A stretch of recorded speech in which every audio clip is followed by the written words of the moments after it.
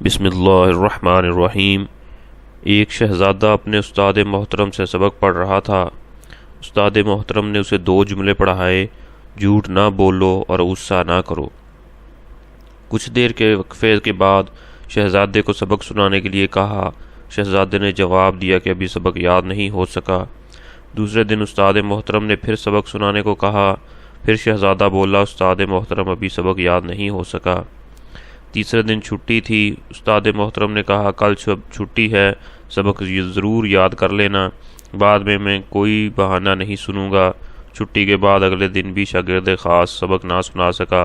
استاد محترم یہ خیال کیے بغیر کہ شاگرد ایک شہزادہ ہے، غصے سے چلا اٹھے اور طیش میں آ کر ایک تھپڑ رسید کر دیا۔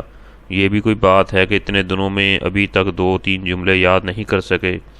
تھپڑ کھا کر شہزادہ ایک دفعہ تو گمسم ہو گیا اور پھر بولا، استاد محترم سبق یاد ہو گیا۔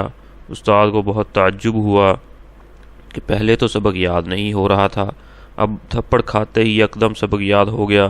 شہزادہ عرض کرنے لگا، استاد محترم آپ نے مجھے 2 باتیں پڑھائی تھیں، ایک جھوٹ نہ بولو اور دوسری بات غصہ نہ کرو۔ جھوٹ بولنے سے تو میں نے اسی دن توبہ کر لی تھی، مگر غصہ نہ کرو بہت مشکل کام تھا۔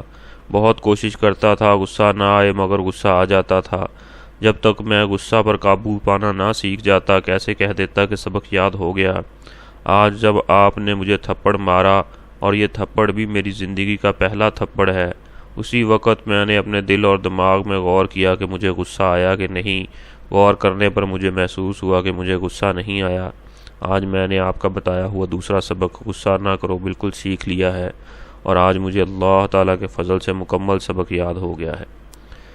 پیارے عزیزو، ہمیں بھی چاہیے کہ جو قول زریں ہم لکھتے، پڑھتے اور سنتے رہتے ہیں، ان پر عمل کریں۔